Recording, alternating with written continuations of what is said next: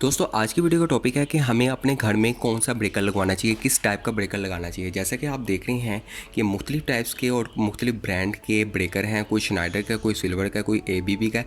तो हमारी नज़र में कौन सा ब्रेकर अच्छा होता है, आज की वीडियो में हम आपको गाइड करेंगे कि आपको अपने घर में कौन से कंपनी का ब्रेकर लगाना चाहिए जो कि आपको और आपके घर वालों को प्रोटेक्ट करे। प्रोटेक्ट से मुराद ये है कि आपके घर में अगर मेटल की बॉडी है, जैसे माइक्रो ओवन हो गया, फ्रिज, एसी और वाटर पंप हो गया और स्पिनर, वॉशिंग मशीन, सारी जितनी भी होती हैं मेटल बॉडी में होती हैं।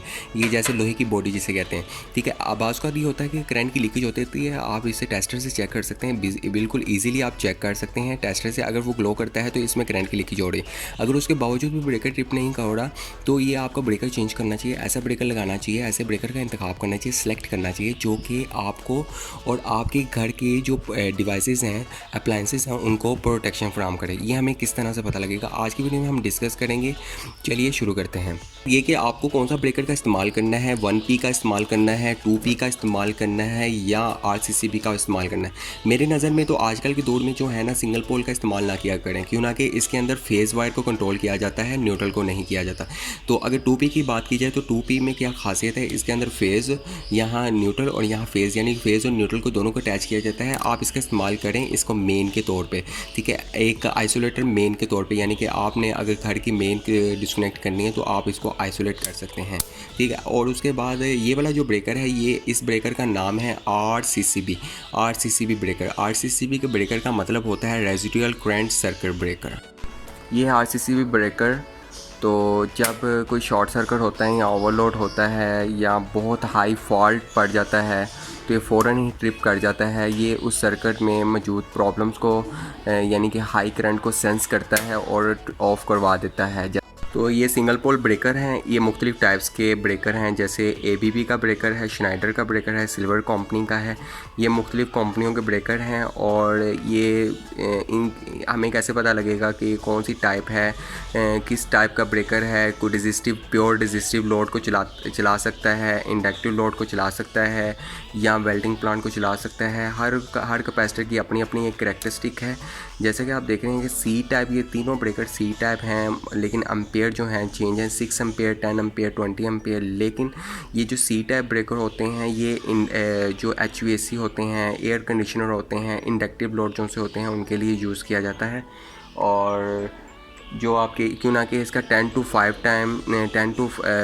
to 10 टाइम इसका ट्रिपिंग टाइम होता है। और जो बी टाइप होते हैं, बी टाइप लाइटिंग के तौर पर यूज़ किए, लाइटिंग वाले जो सर्किट होते हैं, जैसे आपके घर में लाइटिंग वगैरह जो होती है, रूम में लाइट्स होती हैं, उनके लिए बी टाइप यूज़ किए जाते हैं, क्यों ना कि उनकी कर्व जो सी होती है 3 to 5 टाइम्स होती है। 5 टाइम्स में अगर कोई प्रॉब्लम आ जाए तो ट्रिप हो जाता है। तो इन चीज़ों को देखकर अपने घर में ब्रेकर लगाया करें। ये इस साइड पर लिखा होता है बी टाइप, और अगर ये सी टाइप अगर लेना है तो सी टाइप लें, अगर डी टाइप लेना है तो डी टाइप लें। डी टाइप जो ब्रेकर होते हैं वो आपके घर में एक ब्रेकर लगाया जाता है। इन केस के आपके घर में कोई वेल्डिंग प्लांट वगैरह लगाना पड़ जाए तो वो ब्रेकर पर चलाया जाए, क्यों ना कि अगर हम सी टाइप पर या बी टाइप पर हम वो वेल्डिंग प्लांट चलाएँगे तो क्या होगा, ब्रेकर ख़राब होने का ख़तरा होता है। और इसलिए अपने घर में एक डिस्ट्रीब्यूशन बॉक्स में एक ब्रेकर होना चाहिए डी टाइप भी, जो कि वेल्डिंग प्लांट को चला सके। ट्रिपिंग सर्किट इसका काम करता है कि नहीं, क्यों ना कि कभी भी किसी भी वक्त भी शॉर्ट सर्किट हो सकता है। अगर इसका, यानी कि इन केस के साल 2 साल बाद ये अगर सर्किट ख़राब हो जाता है तो आप इजीली इसके सर्किट को चेंज, यानी कि इस ब्रेकर को चेंज कर सकते हैं। और आपके घर की जो मुख्तलिफ जो चीज़ें हैं, जब शॉर्ट सर्किट होगा या ओवरलोड होगा या अर्थ लीकेज का प्रॉब्लम होगा तो फ़ौरन ट्रिप कर जाएगा। अब ये ब्रेकर कितने का आता है, ये ब्रेकर आपको मार्केट से मिल जाएगा 600-700 रुपीज़ का, बहुत अच्छी कंडीशन में मिल जाएगा। और सेकंड हैंड भी मिल जाते हैं, लेकिन आप इसे न्यू ही परचेज़ करें, ठीक है। इसका एडवांटेज ये देखें, अब आपको ये वाला ब्रेकर, अगर आप इसकी जगह ये वाला ब्रेकर लगाएंगे तो ये इसने जो काम, ब्रेकर ने जो काम करना था वो ये वाला ब्रेकर काम नहीं करेगा। जस्ट ये आइसोलेटर के तौर पर काम करेगा, ये ओवरलोड और शॉर्ट सर्किट पर काम करेगा, लेकिन अर्थ लीकेज पर ये वाला काम करेगा। लेकिन बाज़ बात ये होता है कि ये वाला RCB जो सा होता है, मिनिएचर सर्किट ब्रेकर, ये ट्रिप नहीं करता। लेकिन ये वाला जो ब्रेकर होता है ये बड़ा सेंसिटिव होता है। RCC भी बड़ा सेंसिटिव ब्रेकर है। ये फ़ौरन जो है ना, जो शॉर्ट सर्किट, ओवल और अर्थ लीकेज को फ़ौरन सेंस करके ट्रिप कर देता है। इस ब्रेकर की खासियत ये है। और अब इन ब्रेकर को कैसे इस DP में लगाना है, चलिए देखते हैं। अगर इस बॉक्स में देखा जाए ना, तो एक आदत जो है ना, एक डिजिटल पैनल मीटर लगाया जाता है, जो कि हमारी वोल्टेज की पैमाइश करता है कि इस वक्त कितने वोल्टेज आ रहे हैं और कितने कम हैं। अगर कम होते हैं तो हम यानी कि कम होने की वजह से हमें पता लग जाता है हमारे वोल्टेज इस वक्त कम आ रहे हैं।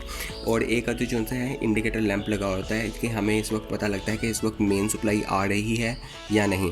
तो चलिए देखते हैं इसे किस तरह से इसकी वायरिंग करते हैं और किस तरह से इसको कनेक्ट करते हैं, किस तरह से इसकी टोटल वायरिंग करते हैं। ब्रेकर्स को लगा के आउटपुट्स हम आपको चला के दिखाएंगे। चलिए देखते हैं। इसके दोनों साइड पर स्क्रू लगे होते हैं ऊपर नीचे। इन स्क्रू को खोल लें।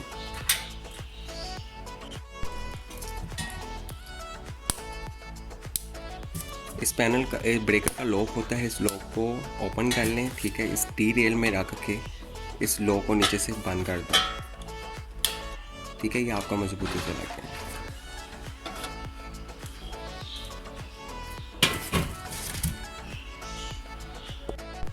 तो इस तरह से ब्रेकर लगा दिए जाते हैं। लेकिन आज की वीडियो में मैंने 2 ब्रेकर यूज़ करने हैं। मैं यही ब्रेकर यूज़ करता हूँ। 2 पोल जो ब्रेकर है मैंने मेन यूज़ किया है, और जो RCCB residual current circuit breaker जो है मैंने आउटपुट के लिए यूज़ किया है। मुझे इन ब्रेकर्स की कनेक्शन और इस DP को तैयार करने के लिए मुझे कुछ वायर्स की ज़रूरत पड़ेगी। ठीक है, और साइड कटर की ज़रूरत पड़ेगी, और टेस्टर भी होना चाहिए। टेस्टर तो वैसे भी इलेक्ट्रिकल का वैसे मोस्ट इम्पॉर्टेंट टूल है। ठीक है, वैसे भी अपने पास होना चाहिए। और उसके बाद एक मेरे पास लाइटिंग लोड है। लोड लगा के हम इसे चेक करेंगे कि हमारा जो ब्रेकर है वो कैसे काम कर रहा है। ठीक है, चलिए देखते हैं। और एक हमारे पास डिजिटल मीटर भी है। डिजिटल मीटर भी हम लगाएंगे और उसके वोल्टेज चेक करेंगे। तो सबसे पहले हम डिजिटल वोल्ट मीटर को इस पैनल में लगाते हैं। इसके स्क्रू लगे होते हैं, दोनों स्क्रू को खोल लें और इसमें लगा दें।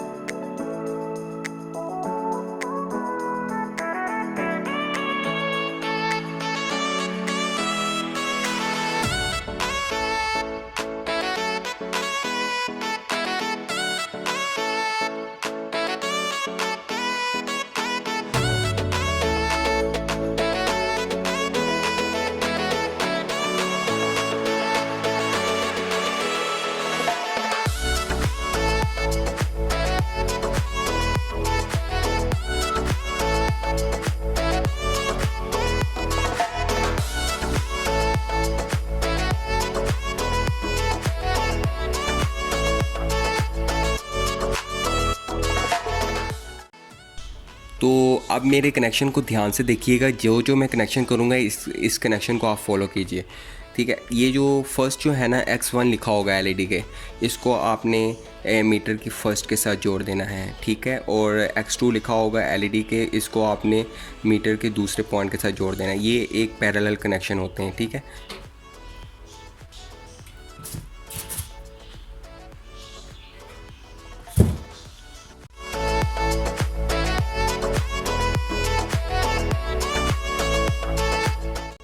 इसके बाद आप में इसमें से 2 वायर्स लेनी हैं, जो कि आपने 220 देने हैं इसको।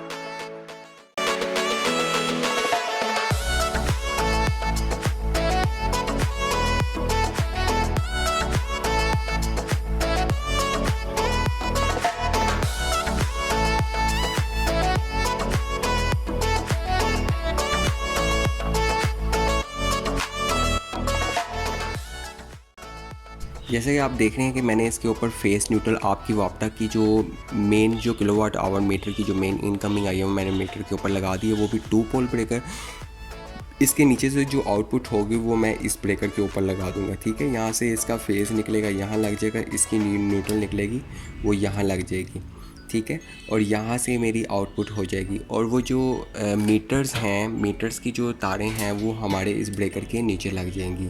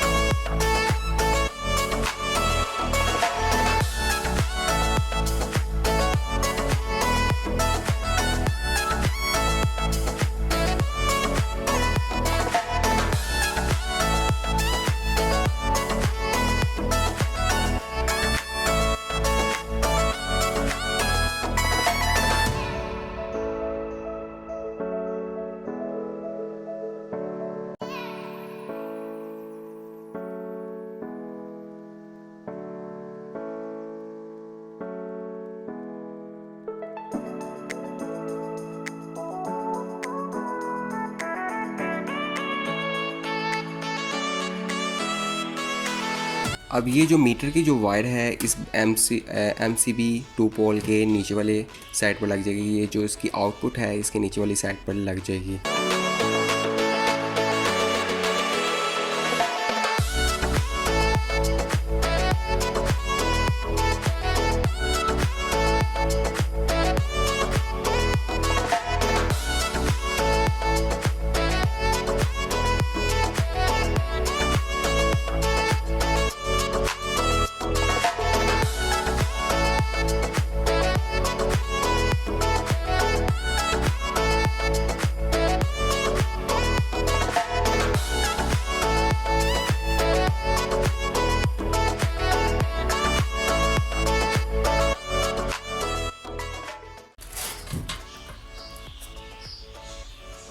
तो अब इसको जैसे कि आप देख रहे हैं कि मेरे इस वक्त कनेक्शन मेरे मुकम्मल हो गए हैं।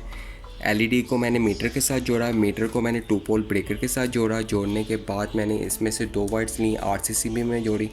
आरसीसीबी के 2 वायर्स आउट हुई हैं जो कि मेरे लैंप को लग जाएंगी। और यहाँ से एक वायर जो इनपुट है और यहाँ से आउटपुट है। अब मैं इसको बंद कर दूँगा।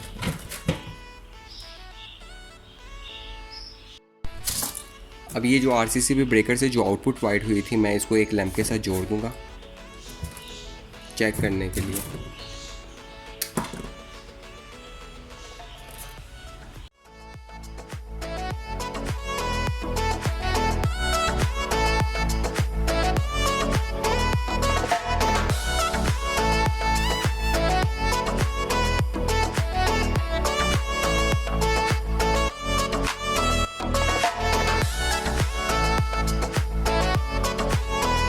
तो फाइनली हमारा डिस्ट्रीब्यूशन बॉक्स तैयार हो गया है जिसके अंदर हमने एक एम सी बी 2 पोल ब्रेकर लगाया है और एक RCB 2 पोल ब्रेकर लगाया है, रेजिडुअल करंट सर्किट ब्रेकर। तो अब हम इसकी टेस्टिंग करेंगे और इसके वोल्टेज भी चेक करेंगे और इंडिकेटर लैंप भी चेक करेंगे और आउटपुट चला के देखेंगे। अब मैं इसको 220 सप्लाई देता हूँ और फिर चेक करते हैं। इसके मेन ब्रेकर को ऑन करते हैं। जैसे कि आप देख रहे हैं कि इसके हमारे ऊपर डिजिटल वोल्ट मीटर भी हमें शो कर रहा है 229 और इंडिकेटर लैंप भी चल गया है। इंडिकेटर लैंप भी ऑन हो गया। तो ये 2 पोल ब्रेकर को ऑफ़ करेंगे तो ये भी ऑफ़ हो जाएगा। इस ब्रेकर की ख़ास बात ये है कि आरसीसीबी ब्रेकर और एमसीबी ब्रेकर में फ़र्क ये है कि इसमें मैंने आपको बताया था टेस्टिंग नहीं की जा सकती। तो इस ब्रेकर की खासियत ये है कि जब आप लोड को ऑन कर लेते हैं, सपोज़ कि आपके लोड में शॉर्टेज हो जाती है, ओवरलोड हो जाता है या फिर आपकी फेस वायर ज़मीन में या फिर कहीं बॉडी के साथ टच हो जाती है तो ये ब्रेकर ट्रिप हो जाएगा। ठीक है, अब इसमें ब्रेकर में टेस्टिंग की ऑप्शन भी है। देखें, जैसे ही ब्रेकर ट्रिप हो जाता है, ठीक है, ब्रेकर ट्रिप हो जाता है, ये ऑफ़ हो जाएगा। ठीक है, आप इसे उस वक्त तक ऑन नहीं कर सकते जब तक आप इस ब्रेकर को रीसेट नहीं करते। इस ब्रेकर को जैसे ही मैं रीसेट करूँगा तो ये हम ब्रेकर को ऑन कर सकेंगे। फिर हमें सेट रीसेट करना पड़ेगा। बहुत ही कमाल का ब्रेकर है। आई होप कि आपको मेरी वीडियो से बहुत ज़्यादा फ़ायदा हुआ होगा। तो अगर आपने मेरे चैनल को अभी तक सब्सक्राइब नहीं किया तो प्लीज़ सब्सक्राइब कर दें, साथ बेल आइकन के बटन को दबा दें।